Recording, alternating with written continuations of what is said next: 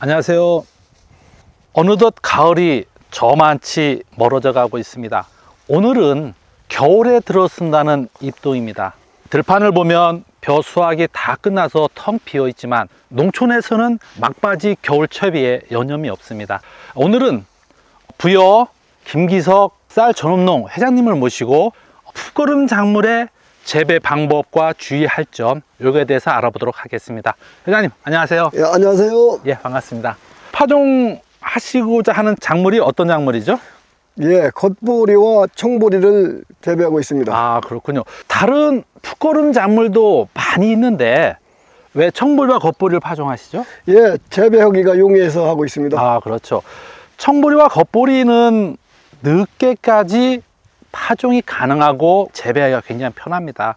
헤어리 배지 같은 경우에는 충남에서 10월 상순까지 파종해야 되고, 자운형 같은 경우는 이제 남부 지역 8월 달부터 파종을 가능하지만, 풋거름 작물인 청보리나 밀 같은 경우는 보통 10월 달에 파종을 하지만 11월 상순까지도 가능합니다.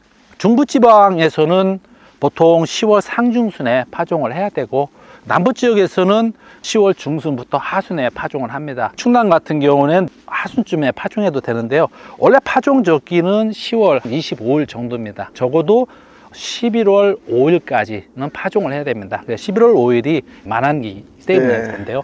청보리나 겉보리 같은 경우에는 재배하기가 편하고 벼를 수확하고 늦게까지 파종이 가능하기 때문에 재배를 하시는 거죠. 예.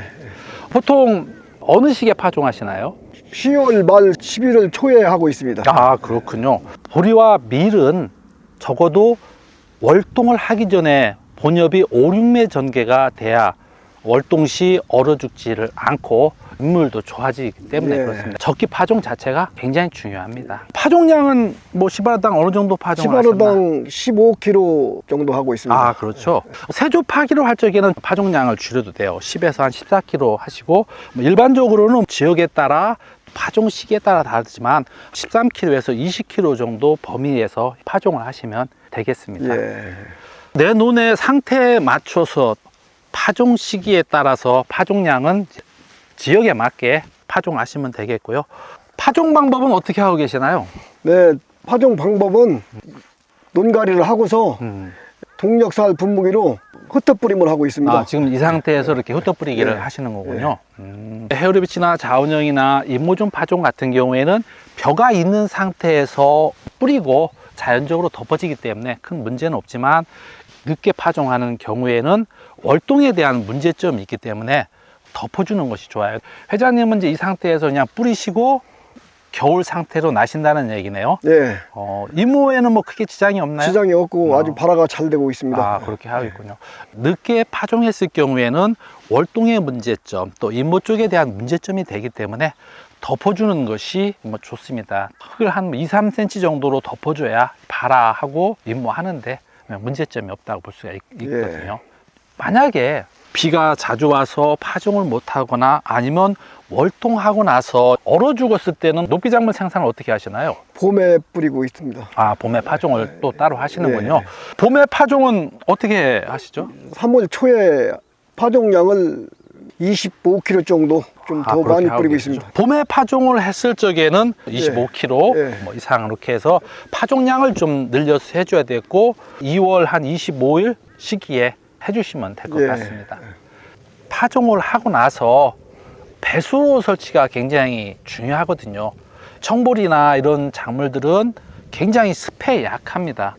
배수로 설치를 뭐 따로 이렇게 해주시나요? 아니에요. 그냥 이렇게 논가리를 해서 고랑이 나 있기 때문에 용이하게 배수가 잘 되고 있습니다. 배수로 설치를 한 30 정도 해줘야 습해의 안전성이 있습니다. 습해 굉장히 약하기 때문에 배수로 설치를 반드시 해가지고서 습해 피해를 받지 않도록 하는 것이 굉장히 중요하다고 말씀드릴 수가 있겠습니다. 수확은 보통 어느 시기에 하시나요? 수확은 5월 초에 하고 있습니다. 5월 초에. 어느 시기에 수확하냐 보면은 이양하기 2, 3주 전에 하는 것이 굉장히 좋습니다. 보통 5월 중순쯤 수확하는 것이 가장 좋은 시기라고 볼 수 있습니다. 5월 중순쯤에 녹비 작물을 갖다 수확해서 부숙시켜서 작물이 이용할 수 있게 해줘야 됩니다. 일반적으로 두과 작물 같은 경우에는 부숙이 굉장히 잘 되지만 화분과 작물인 밀이나 보리 이런 것들은 니그닌 성분 때문에 분해가 잘 안 됩니다. 만약에 늦게 갈아엎게 돼버리면은 나중에 부숙이 되면서 가스가 발생되기 때문에 뿌리 쪽에 장애를 받습니다. 보통 이제 5월 상순보다는 중순쯤에 그때 해줘야 생산량도 많고 작물의 이용을 충분히 할 수가 있는 것 같습니다. 혼파는 안 하시나요? 예, 혼파는 안 하고 있습니다. 아직까지 한 번도 안 해보셨고요. 예, 예. 두과 작물인 헤어리비지를 심게 되면은 질소솔 성분이 많기 때문에 질소를 공급할 수 있는 효과가 있고요. 화분과 작물인 밀이나 보리를 심게 되면은 유기물을 공급해서 지력 증진에 효과가 있습니다. 두 가지를 같이 섞어버리면 지력 증진도 되고 질소질 비료를 갖다 공급해주는 효과가 있기 때문에 두 가지를 합쳐서 혼파하는 것이 장점이 있습니다. 헤어리비치를 4kg 정도, 보리를 7kg 정도를 혼파해서 파종을 하게 되면 유기물이나 질소질비를 공급하는 효과도 있지만 수량도 한 8% 정도 더 증수가 되기 때문에 그 두 가지를 혼파하는 방법도 굉장히 좋은 방법이라고 볼 수 있습니다. 내년도에 한번 해보실 이야기 내년도에 있으신가요? 한번 실질 한번 해보겠습니다. 네, 혼파의 장점이 있기 때문에 활용하는 방법도 좋은 방법이라고 있겠습니다. 유기 재배를 하게 되면 관행 재배에 비해서 수량이 떨어지게 됩니다. 그 원인은 인산의 함량이 낮기 때문에 그렇거든요. 반드시 토양 검정을 받아줘야 됩니다. 그래서 시군기술센터나 아니면 기술원에 토양 검정을 의뢰를 해줘야 되거든요. 네, 하고 있습니다. 지금 하고 계시는 거죠. 내 눈에 맞는 처방을 받아서 수량이 떨어지지 않고 안전한 친환경 재배가 될 수 있도록 하는 것이 굉장히 중요합니다. 그래서 친환경 재배의 첫걸음은 풋거름 작물의 재배에서부터 시작이 됩니다. 자연을 보호하고 환경을 보존하면서 지력을 좋게 하는 효과가 되기 때문에 친환경 재배에서 반드시 풋거름 작물은 재배를 하셔야만 될 것 같습니다. 이상 부여 친환경 포장에서 회장님을 모시고서 풋거름 작물 파종 방법에 대해서 한번 설명을 나눠봤습니다. 네, 수고하셨습니다. 예.